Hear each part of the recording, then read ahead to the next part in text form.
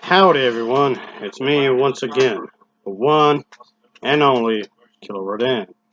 And today, I'm going to be reviewing another obscured, low-budget kung fu film from the past. And yes, of course, it's on my fucking to-do list. Even though it just comes off like I'm never going to be done with this shit.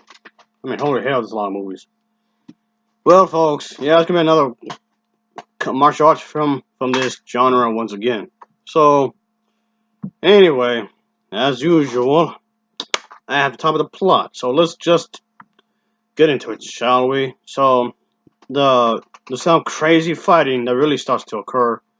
Fits really start to fly when this Shaolin monk that does leave his temple to venture out in this annual trip that pit him against many foes, of course, whom are pretty much really on the edge to disprove his ancient kung fu skills. So, he's supposed to be the best and whatnot, and they want to challenge him, of course. So, as a result, they want to, fight him, because of course. So, anyway, there is this master of the crane fist, of course, and let's just say that this individual wants to fight, of course. So, yeah, there's the character whom leaves his place of worship only once a year. That's what this monk does. He does this like once a year to see how the world has changed, so to speak. So he pretty much made this his mission, so to speak, I guess you can say. So on this Son trip, he encounters a wicked warlord and his army of worthless followers, all of whom, of course, want to be a challenger against this guy.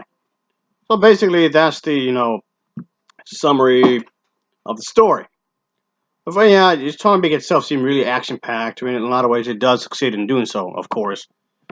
So I honestly can say that it does its job, of course.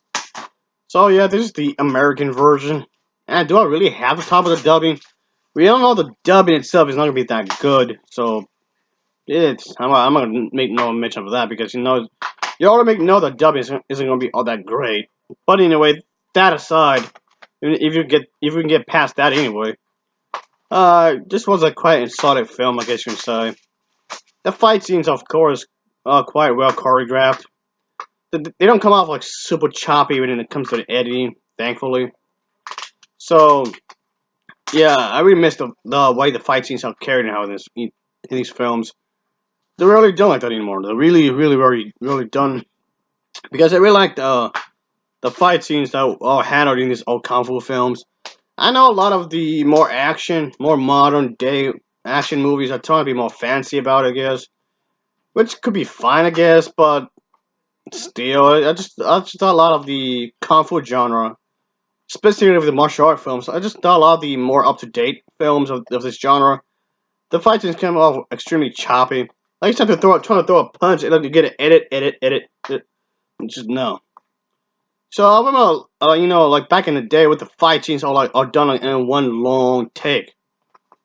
So what happened to that? But I guess they're trying to do it in that manner because there's only so much time during the day that they can't be filming. I guess so they're trying to get as much footage done during the day, for the movie, and just do the rest of it later. I guess you can say. So I guess trying to maximum their efforts. I guess in some ways, I suppose, which is fine. I guess. So there was that. The fight scenes are pretty nicely done, folks. And I can say that this come off pretty believable in some ways, I guess. So I do appreciate that the director of this film, the way they're trying to put it together to make it seem it's like a really action-packed movie as a whole. So it does get straight to the point. So the pacing itself is actually pretty well balanced, I guess you would say. It doesn't slow itself too much, too down really to get annoying. So it's pretty quick. It was part trying to do. I am yes, just get straight to the point. You don't need good. You don't need to boil down too much on the same thing and just beat you over the head on things. Okay, this is the good guy and these are the other bad guys, and the good guy needs to go there and kick their ass. So sometimes just keeping it simple sometimes keeping it simple is better if you ask me. You don't necessarily need to overcomplicate the plot, really. I mean, don't get me wrong. I don't mind a complex plot. Don't get me wrong. But my point is, like I just said, sometimes simple is better. Is what I'm saying. That's all, folks. Yes, sir. So the plot itself is, I guess you could say, it's serviceable. I guess you can say because it does its job. It does what it's supposed to do. So it does have a pretty solid story as a whole. And I can say for I get the music. The music itself isn't that bad, really. It does help out, trying to get a sense of excitement. I guess trying to get here. And yes, of course, this is another martial arts film where it takes place somewhere ancient in Asia. I guess because I did notice that the characters usually are monks.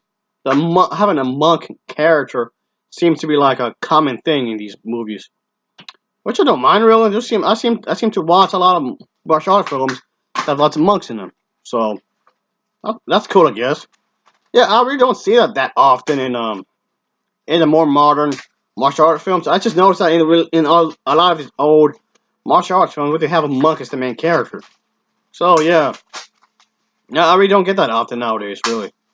Which is a shame because I don't mind having monks in these films because they're always portrayed as the good guys, and or usually anyway. So yeah, again, they're portrayed as a hero, and he's doing the right thing, of course, obviously. So you have not seen this film, I say check it out, folks. And I really wish I could get my hands on the original version, so whatever, I suppose. Anyway, it will get an overall rating of 7.4 out of 10. It gets a 7.4 out of 10 from me. And as always, thanks for watching and take care. Until next time. Oh yeah. See ya.